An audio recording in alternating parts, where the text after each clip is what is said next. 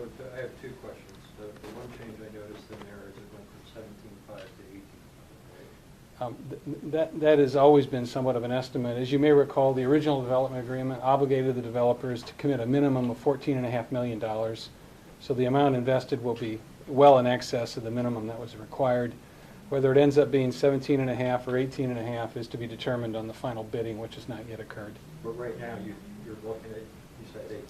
That's developers anticipate a total cost for the project of $18.5 million. The second question is all the timelines that you have in there in the MOU, are those the same timelines, or has that now become fluid? For instance, on the monetizing the tax credits, I think the deadline was November 30th. Timeline hasn't really changed. The MOU anticipates a certificate of occupancy to be granted on or about March 1st of 2013. Our hope is that we'll be able to meet or beat that. The agreement anticipates completion of the project within 14 months after closing of the financing. The commitment to the financing has been achieved. The actual closing will occur in the next 60 to 90 days. Are there any hurdles other than perfunctory loan closings? I mean, is there anything significant out there that still must be accomplished this week? Mary, I'd be happy to answer that. Or No, go ahead. The You're on a roll. I'd be reluctant to say legal requirements are mechanics, but I think primarily mechanics, Ben. The developer does need to satisfy itself that the project can be constructed at the anticipated cost. We're fortunate to have two of the most experienced developers in the area who are ultimately spearheading this project. They are comfortable, and we are comfortable that we'll be able to do that. There are a number of conditions to closing that you'll see set out in the agreement, the kind of stuff you normally see as a condition to closing a complicated loan transaction.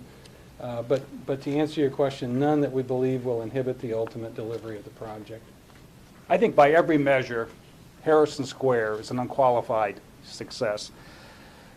We've got new jobs that have been created, new investment in downtown. We have a new hotel. We have a new ballpark, and tons of new activity in the heart of our city. Now we're positioning ourselves for new residents, more new business, and expanded growth to our downtown. So I can't speak highly enough about this. It's been going on for quite some time. As I said earlier, we've asked for patience to get this project done, but it has been continuously growing. It wasn't that long ago, all we had was Parkview Field. Then we had our parking garage, which we share, obviously, with Lincoln National Life. Then we got a hotel.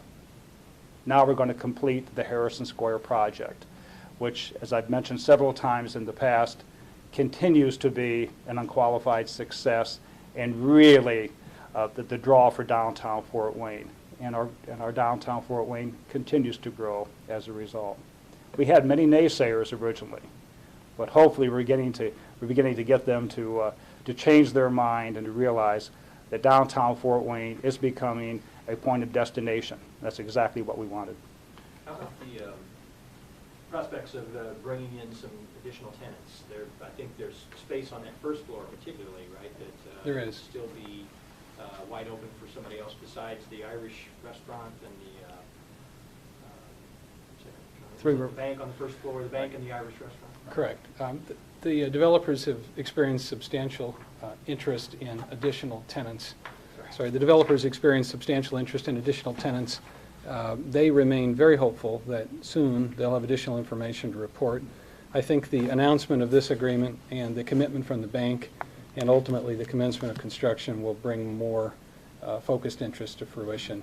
There is substantial interest also in the occupancy of the apartments. I know they have a lengthy list of interested individuals who had shown interest originally and have renewed that interest. So none to announce today, but quite a bit of interest recently. The apartments versus condos, which was the original idea, it's by virtue of just the nature of apartments makes it easier, I would assume, from the developer's perspective in order to try and lock up and secure tenants. I think that's right. You're asking for less of a commitment to someone to lease for a period of time than to purchase it for quite a period. I should point out also one detail in the agreement that is confusing. This project is a public-private partnership funded principally with the efforts of the private sector investors. The federal government has provided assistance through new market tax credits. The state government has provided assistance through CREED. and the team obviously has provided its commitment to the project. These aren't new tax dollars being added to the project. To the extent that the project generates additional tax increment, and it's a bare field right now, so it doesn't generate much, those funds have been committed to backstop performance. But this is not existing tax revenue going into the project.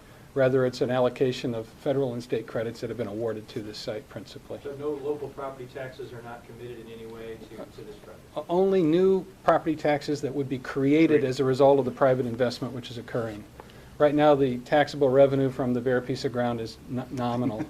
To the extent this private investment causes the tax revenues to increase, those revenues would be captured for a period of time within that limited TIF district, isolated only to the building itself. But isn't there a feature that relates to whether or not rental income meets a certain level? Or That feature relates to the contribution being made by the team. The team is committed to make a payment of $50,000 a year, and those monies would go into a fund to backstop the residential rent component of the project. Is there any way But that's of from the knowing- team. Is there any way of knowing like when it will be apparent if the operating revenue will be enough, or whether those TIF monies will have to be allocated? We're developing pro formas now, but that'll play out over the first 7 years of the So it'll project. be some kind of metrics to. Correct. Correct. Right. We'll track those over the course of the project. As far as the groundbreaking goes, you said once it was after the finance was closed? Correct. It was 60 to 90 days, so could we expect a groundbreaking in the next, how W- many, w- like at least 90 days? Or Certainly within that period of time. We're in discussions with the developers about accelerating that. They want to be in the ground before the end of the construction season concludes. They're very motivated to do that because they want to meet the expectations of their tenants.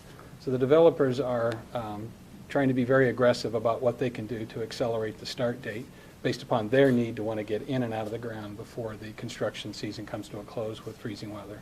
And is the O'Reilly's Irish Pub and the bank, they're still? Correct. Correct. Correct. How much, at least half of the first, how much remains of the first floor uncommitted? I think less than half. Less than half. I don't know the percentage of square footage. Less than half. It's yet to be committed. All of the second floor has been committed to, and as Tim mentioned, there's been interest shown on already almost half of the apartments for the third and fourth floors. So there's been nothing breeds success like success. And I think the investors, the team itself, including the bank, I think they all saw that Harrison Square, even in its current form, has been a tremendous success, and they want to be a part of it. Mayor, you originally said you might want to live there. Would you possibly live there those When it times? was a condominium development, my wife and I were extremely interested. In fact, if you remember, we even put down a small amount of money to make sure that we were going to get one of the condos. But as Tim mentioned, after reviewing the situation, they felt that probably apartments would be a better investment than condominiums. I'm not sure my wife and I want an apartment yet. So where we're at now, everyone in the city has approved this binding agreement or will, except for the redevelopment commission this afternoon. Is that where we're at? The agreement was presented to us earlier this afternoon. We would like to review it in final form, although I have spent a fair amount of time with it, believe it meets with the mayor's expectations. It will be presented to the redevelopment commission this afternoon. It will be up to the redevelopment commission how quickly they act.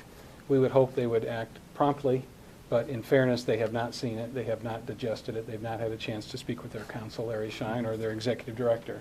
So that will be their prerogative as to how quickly they react to the document. We're hopeful that they'll react quickly. So the city administration's happy with it? Yes.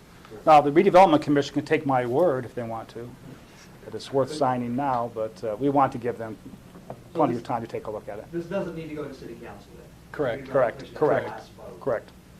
Once they vote on it, as far as you're concerned, It's it's a done done deal, Yes. whatever that deal is. That's why we're so excited about it today, and that's the reason we wanted to share it with you. Once redevelopment takes a look at this, and barring any unforeseen problems, we don't think there are any, once they sign off on it, then we're ready to go. Can somebody answer the buildings on Ewing Street, the houses over there? I know this is a little off topic, but we've had some interest in what's happening along that. Your Is anyone your prepared station to- has shown an interest? No, Oh, it may be, downtown Bureau. But yeah, I just didn't know if anybody's prepared to speak at all. Maybe that's something we do off to the side. I'm just curious about what's happening with some of those I think you probably should find time to speak with Greg Leatherman at redevelopment. Redevelopment, we have some of the redevelopment staff out here to the left. They can answer it. Okay, if there are no other questions, I want to thank you again. This is a very exciting day for the city of Fort Wayne. Long time coming, but we're there.